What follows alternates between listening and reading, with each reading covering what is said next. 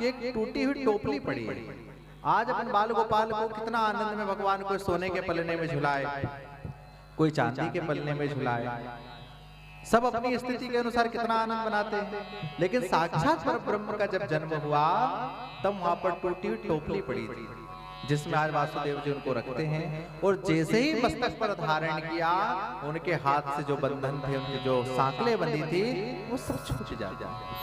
तो कथा कहती है कि प्रभु को ही अपने माथे पर रख लोगे तो माया की, मोह की, अंधकार की सारी सांकलें जो हैं छूट जाएगी। आज वासुदेव जी ने माथे पर धारण किया है और जैसे जैसे एक एक कदम आगे बढ़ाया ना, तो कहते हैं कि कंस ने वासुदेव जी और देवकी को ऐसे जगह पर छिपाया था कि जहां पर 7 द्वार है, सबसे अंदर देवकी और वासुदेव जी, ताकि कोई भी आकर के आज देवकी की रक्षा ना करे। जैसे 8वीं संतान होगी मैं वध करूंगा, ऐसा कंस का निर्णय। तो जैसे ही उन्होंने आज प्रभु को मस्तक पर रखा, चलने लगे हैं, तो धीरे धीरे सारे द्वार खुलते ही चले गए। तो ऐसे ही भगवान को अगर आपने मस्तक पर धारण कर लिया, मस्तक पर माने भगवान की लीलाओं को, भगवान के भजन को, भगवान के नाम को अगर धारण कर लिया, आपके सारी मोह माया के द्वार धीरे धीरे खुलते ही जाए। अगर आपकी हेयरलाइन धीरे धीरे खुलते ही जाए। इसी प्रकार प्रभु आगे बढ़े। आगे देखते तो उफान पर माँ यमुना जी है। बारिश हो रही है, इतनी घनघोर बारिश, क्योंकि प्रभु का जन्म कब हुआ था?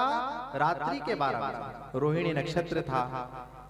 आज भादव की अष्टमी है, भगवान का जन्म है, रात्रि का समय है। तो आज जब वासुदेव जी चले हैं, सामने देखते हैं कि यमुना महारानी उफान पर है। तो यमुना महारानी उफान पर क्यों है?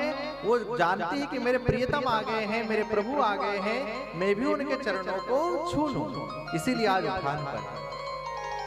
अब वासुदेव जी डर रहे हैं, पार कैसे?